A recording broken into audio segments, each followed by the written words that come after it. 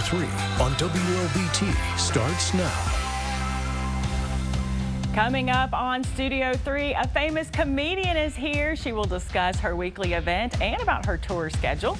An international performer from Jackson, Mississippi, talks about his exciting career. And we also have the pageant queen. She holds a unique title. We will learn all about her and more coming up. Hello and welcome to Studio 3. I'm Angela Evans. Thank you so much for joining us. We have so many talented performers and artists on the show today. But first, we want to get started with the Birthday Club. The Birthday Club is sponsored by Small Cakes, Madison Cupcakery and Creamery. You can visit them on your birthday and get a free cupcake. Take your picture while you were there with your cupcake and send it to us on our website, WLBT.com, under the Birthday Club. You might see your birthday photo here on Studio 3, and all of those photos will be on our social media pages. The Birthday Club is open to all ages. We cannot wait to see all of your birthday cupcake photos, and we have one today.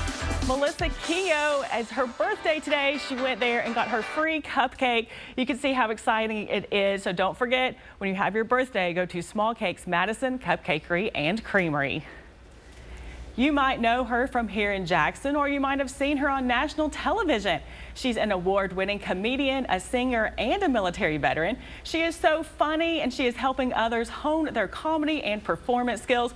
Rita Brent is here. Rita, thank you so much for being here today. Thank you so much for having me. I know you stay very busy, so first of all, tell us a little bit about what you have going on. Yes, well, I'm currently on tour with Ricky Smiley and Cedric the Entertainer, but when I'm not there on the weekends traveling, I am here in Jackson. I do this thing called the Workout Room. I thought it would be a good idea to give original artists an opportunity to test and try out their original material. So it's like you work it out before you put it out. You're not exercising, working out. Yeah, no. Yeah, some people have come in workout gear. I'm like, you're welcome to do push-ups, but that's not the object of this room. Work it into a routine. Yeah. Push-ups in your routine. Well, tell us, how did you even get started in comedy? Well, there was this place in Jackson, Mississippi called Suite 106. It was off Terry Road. It's no longer there, but it was an entertainment night. I saw some comedians there that night, and I remember I got butterflies in my stomach and the hair on my arm started standing up, and I said, you know what, I think I want to try this. And the next week I did, and that was 10 years ago. So you have come this far in just 10 years. Yes, yes. How do you even prepare for your shows or come up with your comedy bits? Well, my comedy radar is always on, so if you are in my life, you must know that it is possible that you could end up in my routine. Maybe yes today. Yeah. Maybe yes so today. Don't do anything questionable. You know, I get material from my grandmother, and she's always like, if she doesn't like it, she's like, don't you put that in your joke. But if she's not at the show, I'll probably put it in my joke. But other than that, just a lot of writing and researching comedians that I respect. But to be a comedian, you have to be a comedy writer as well. And then just making sure that you stay on stages, whether it's somewhere like the Workout Room, but just prepping and honing your craft before you do a big performance. So how is it being out on tour with a lot of big names, too? Oh man, it feels surreal sometimes. You know, being in a dressing room with the king of comedy, Cedric the Entertainer, somebody who I grew up watching, and then to be next to him and he's off to the side listening to my material, it's a lot of pressure, but it is also a privilege. I've been on tour with Ricky Smiley for about 7 years, and that has been amazing as well. The taxing part is actually the traveling, the delays and the flights and having to go to sleep in the airport. I've not done any Spirit flights yet, but Delta is my go-to. I don't mean to mess up y'all's sponsorships, but Delta is my preferred airline. So the actual performance is pretty much the easy part. It's the traveling that's kind of challenging. But when you are here in Jackson, you are in the Workout Room. You mentioned this earlier, and you help people who want to be comedians or maybe a performance artist. Tell us a little bit about that. Yeah, I really wanted to stress performing artists who have original material because, you know, a lot of people do covers, and there's nothing wrong with that. But I think it is important to find your voice in music and comedy. And so the Workout Room has been every Tuesday at Hal & Mal's. It's a wonderful space for entertainment. While we are doing the Workout Room, in the next room, they're doing jazz night, and it's just a beautiful night of artistry, and we have comedians that have come, we have poets, we have singers, and it has been amazing to see on a weekly basis as the performers return how their material has improved. So I have enjoyed providing that platform and growing myself as well because I host the event. who should come? I mean, if they've never done comedy before or never even gotten on stage, yes, why should they come? Yeah, we've had some first timers. Like, this is my first time ever doing comedy, and I'm like, well, this is the space. We don't have a Sandman. We do have little signs. If you do good, we say you worked it out. If you didn't do as well, we say keep working. But it's a place where people are not judgmental. They are receptive. So if you want to be a comedian, if you already are a comedian, it's for amateurs, it's for veterans, or if you just want to be in the audience and be entertained, we have some folks who have literally come back every week because they love the vibe of the event that much. Does that help you prepare for your upcoming shows on the road too? Absolutely. I too am trying out material. So even though I'm hosting and I'm a veteran on paper, I'm still having to perfect my craft. You are always growing. So yes, I'm trying out jokes as well. And I want the real feedback, the honest feedback. How talented is Jackson?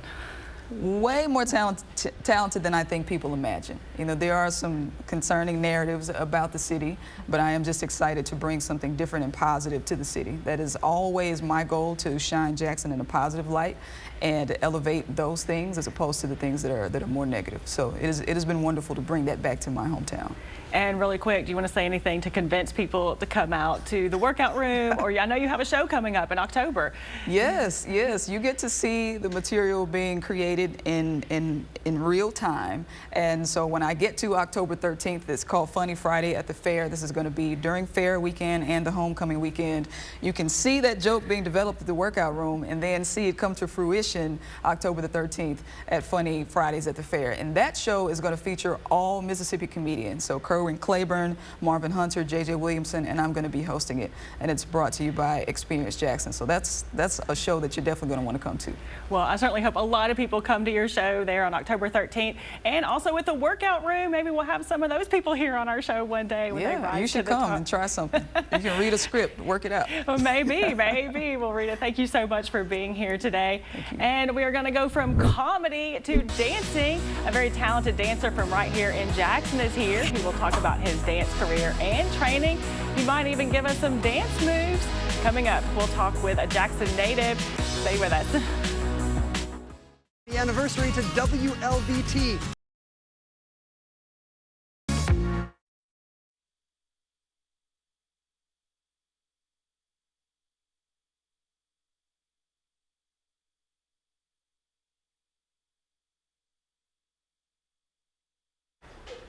He has toured all over the world dancing with some big names. He got his training and his start right here in Jackson.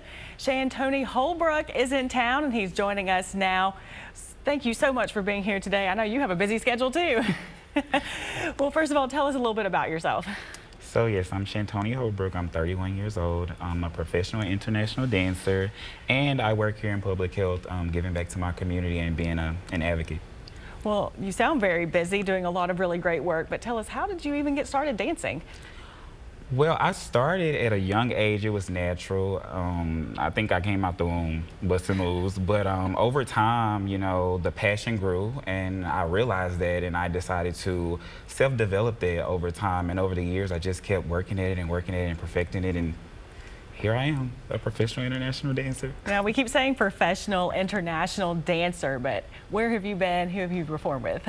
So, of course, I performed with Big Frida. Big Frida was the individual that gave me my big break, my shot. We went all over the world, different countries. Just touring all over. It has been an amazing ride since 2017, and I've gotten to, be in videos with Lizzo. I've gotten to experience other artists, and it just opened that platform for me, and it just made it, bigger than I could have expected. And we've seen some pictures of you there. You are really talented. How do you stay in shape and prepare for all these performances? Of course, I stay in the gym, and of course, I stay rehearsing and practicing even when I'm not on the road, because I always live by, if I stay ready, I don't have to get ready. How do you even get on these tours? I mean, how does one go about being able to tour with all these people?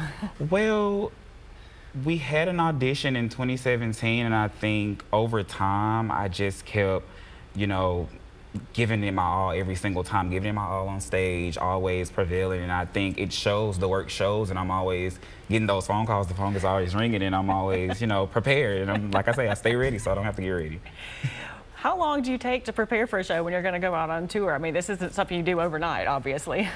No, it's not. But I think over the years, by me perfecting my craft over all those years, I'm prepared to the point now where I don't have to take that much of, you know, my time to get ready. I just make sure I'm still staying up on my moves, staying up on, you know, the gym, staying up on my workout regimen and things like that. And it keeps me in shape and it keeps me where I need to be. So what do you have next? What's coming up next for you? So what's coming up next? Well, what is happening now is I woke up one day and I saw myself on the Renaissance visuals for the Beyonce Renaissance World Tour. So I'm kind of basking in that moment. Sound excited? You Be know. excited. I know. That's a very exciting I think it's still kind of surreal, but I'm basking in that moment, and I'm just looking forward to everything that's coming next. And I'm just always so grateful, and I show a lot of gratitude for where I am in my life and my journey. Are there any mentors or anyone here that has really helped you along this way? I would like to say Dr. Kimberly Washington. Yes, she has always, you know, made sure that I was sticking to my dreams and sticking to my passion and not, you know, allowing the world to dim my light. So I would definitely have to show my gratitude to her and thank you so much for everything. And yeah, I'm gonna keep pushing. I'm not gonna stop as long as I can, you know, move. Do you have any advice or words of encouragement for people hearing your story that want to do this too, that want to be a dancer on tour? Absolutely. Never give up on your dreams. Never give up on your passion. You know, stay magical. You are what, you know, brings color to the world, and we need that color in times of darkness. Tell us about these videos right here. How do you make these?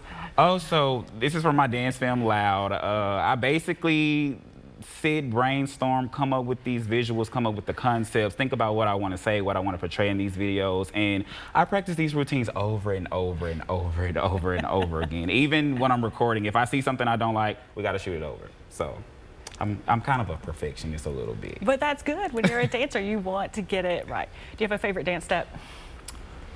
I have a lot of favorite dance steps. You can pick just one. I have a lot. I can't just pick just one. Which one do you practice the most?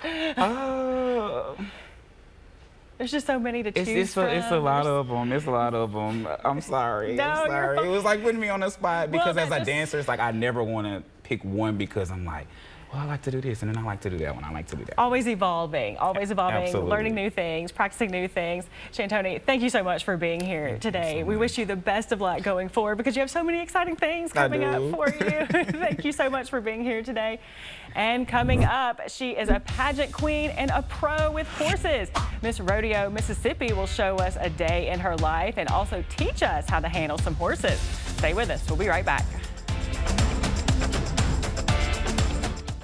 I'll take lottery fun for $2. This is exclusively a Mississippi lottery game. What is Mississippi Match 5? Correct! Lottery for 2. It's the draw-style game with the best odds, with a $50,000 jackpot that grows until someone wins the grand prize. What is Mississippi Match 5? Correct! He just won $50,000 on a $2 play. It's just that easy. Have fun, y'all. Visit themarketshows.com. Welcome back. Thanks for staying with us. Jacqueline Irvin is Miss Rodeo Mississippi. She is an expert with horses, both at home and in competitions. Studio 3's Grace Temple visited with her, and she has more on a day in her life. Howdy, I'm in Flora, Mississippi with Jacqueline Irving, who is the Miss Rodeo Mississippi 2023, and she's here to tell us all about her experience in rodeo and to give us a few tips. Okay, so I got into rodeo when I was about 10 years old. I was at my grandparents', and me and my 4 siblings, I'm one of 5, all walked out to the pasture. We found about 3 or 4 horses. We would push them up against a fence and hop on them, and then we got caught by my grandmother. And she was like, oh my goodness, if you're gonna ride a horse, let me teach you how to do it the safe and proper way. And then about 12 years old, we started training with Miss Whitley Alexander, teaching us the basics of the proper way to ride a horse, not just hopping on them from a fence. And from there, we started going to barrel races, local horse shows, and that's just kind of how I got into it. And so from there on, I was like, Miss Dixie National is a pageant held every year. Thankfully, I won that, and it was the best year of my life. I had so much fun, and so I was like, okay, what's next? And then now here I am as Miss Rodeo Mississippi. Here's a girl who actually grew up.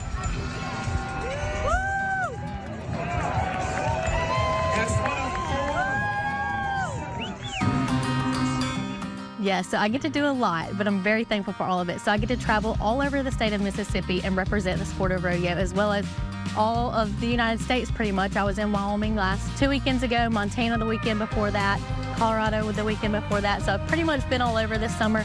It's called the Summer Run of Rodeo. It's super busy, and I get to tell the world about rodeo and also the information you need to know, as well as our pageant information that is held in January each year. So you could compete in that if you're interested in a junior title, a Miss title, also our Little Sweethearts as well. It's all open to all ages to become a little rodeo queen.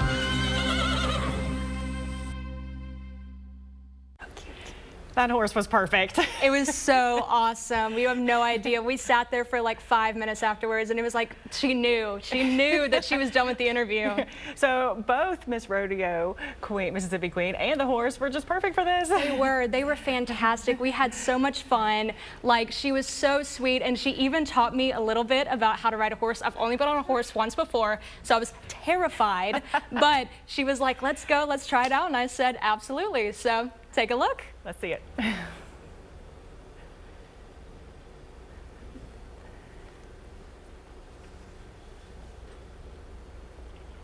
All right. Look at you, Grace. You got up on that horse. I know. It's so funny. Was it hard getting up there? It was. Especially being next to such a professional. Oh, yeah. She made it look easy. She made it look easy. Sorry. I wasn't talking. I was just looking at myself in like just shock. We were in just awe. like Awe that you were there with her and you got up on the horse because you said you were terrified. I was terrified. I was absolutely so scared. And you'll see in a second, it was so hard to get up, but she is a professional. Like she said, she's been doing it since she was 10. So she just hopped up on there and was like, "Let's go, let me teach you." And I was like, "All right, let's go." But it was fantastic, absolutely. So I would love to show the rest of the demo. Absolutely. Well, I am looking forward to seeing the demo and hearing more about this out there with her, because did it feel intimidating being out there with such a pro? And the horse too, the horse is obviously used to the expert. Oh yeah, absolutely, because she was a young horse too. So I was definitely a little bit nervous, but they both made me feel super comfortable. It was absolutely a wonderful experience. Grace, you get to have all the fun on our show. You get to go do all these exciting things. Yes, but it was so much fun. Yeah. Well, that definitely looks fun. It looks a little hard, but it looks fun. I'm so excited you had that experience. Yes, thank you. And coming up, we have a very exciting thing. Did you know there is a museum in Mississippi dedicated to Coca-Cola? We'll take a look after the break. So usually you can just squeeze your legs and they'll move forwards. Okay. And then it's also in your legs. If you want a horse to go catch the right lead, you're gonna squeeze with your left leg. Okay. And so it's always opposite.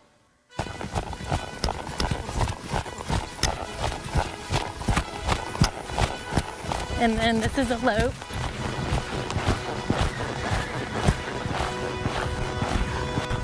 So now we're loping.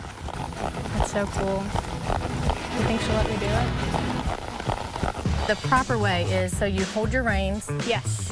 Foot in. You can either squeeze here, yeah, squeeze the mane, right hand, and then swing your leg on. Okay. What do you do? Does it matter if you're a lefty or a righty? Does it matter? No, always the left side you get on a horse. Okay. Pull yourself up. Yeah, you got it? Yeah. And then 3, 2, 1. You can do a little jump if you need to. Okay. Got it? Here, I'll help you. I got it. I got it. Cut that out. we're not gonna see that. That was probably really embarrassing. I feel so good. Oh my God. Oh my God. Okay. You want to get set? A little bit, yeah. Okay. A proper dismount, I guess. So you kind of same thing, grab your reins and then sling over and you sit down and then pull your foot out. Yep. Okay, getting down was a lot easier than getting up. Yes. Well, thank you, Khaki. So gentle. You say you're welcome. Yes. Did you know there is a museum in Mississippi dedicated to Coca-Cola? We'll take a look at it after the break. Stay with us. When we switched to AAA insurance and we bundled our home and auto, we were shocked at the savings. I switched to AAA because I saved over $450. That makes a big difference in my budget. When we bundled our home and auto, we saved over $750 with AAA insurance. Switch to AAA insurance today, and you could save an average of $483 on auto insurance. Compare that to State Farm, Geico, even Allstate. Call now for your free AAA full picture quote to find out how much you could save. This type of savings on the insurance goes a long way in helping me do the things I like to do. The money we've been able to save from our AAA insurance, we're able to put that money back into our business. We might go to the spa, go to the concert, go out to eat. Yeah, it makes me feel good about spending the money when I know we've already saved it. To find out how much you could save by switching to AAA insurance, call 877-209-5384 for your free AAA full picture quote.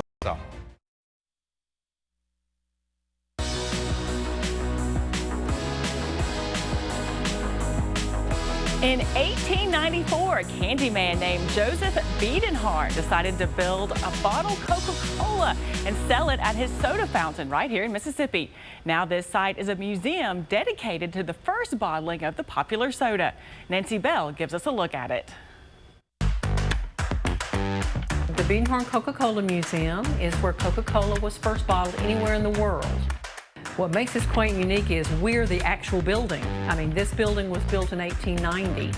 So you're not walking into a, 5 or 6 year old huge museum like in Atlanta. You're actually walking into the building that the Biedenhardts built in 1890. Here we talk about the history of Coca-Cola, the history of the Biedenhardt family. We have a reproduction of the bottling works that was first used to bottle Coca-Cola, and we have Coca-Cola memorabilia. Mr. Biedenhardt bottled his own soda water. He bottled a strawberry flavor, but he also had Coca-Cola in his fountains. And people really liked Coca-Cola better than his strawberry flavor. So they asked him, well, if you can bottle strawberry flavor, why can't you bottle Coca-Cola? So he bottled a case and he sent it to Atlanta to ask for permission. And they said, yeah, sure. You can bottle if you want to. It won't amount to anything, but if you want to do it, go ahead. And really that's what launched Coca-Cola, was that ability to get it anywhere, anytime, any place. And that's why this building is so important, is it's the first place that Coca-Cola was ever bottled. They had a candy store, so you could come in and you could get candy that they made here. They also operated a soda fountain, so you could come in and you could get literally hundreds of flavors of drinks in those days. If you had one that was really unusual, like Coca-Cola, then that would easily move up the scale into where you put it into the soda fountain. We do carry a large number of Coca-Cola memorabilia items that range from, very small things to very large things, some historic things. It's kind of that nostalgia thing. We have lots of people who come in, and when they come out to the other side will say, wow, I remember that. Coca-Cola was a master at advertising, and so actually one of the displays we have is on advertising and how they were able to really get people to feel good. It was a feel-good advertising, and they carry that through today, too. When you come out of the museum, we would love for you to have a ice-cold Coca-Cola or a Sprite or a Dr. Pepper or have a Coke float.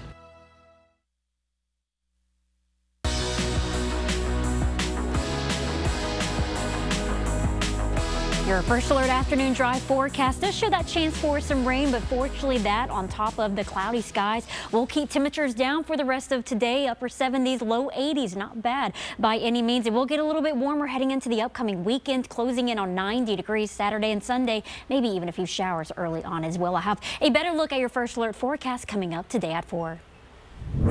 The news team is covering all of today's latest stories. Ashley Garner joins us in the newsroom. Ashley, can you tell us what is coming up today, starting at 4? Well, Angela, dozens of roses are being handed out today, and it's not Valentine's Day. A Jackson flower shop is celebrating Good Neighbor Day. Join us at 4 and find out how they have been helping put smiles on faces for nearly 3 decades while giving back to the community during this special day. Thank you so much for joining us. You can watch us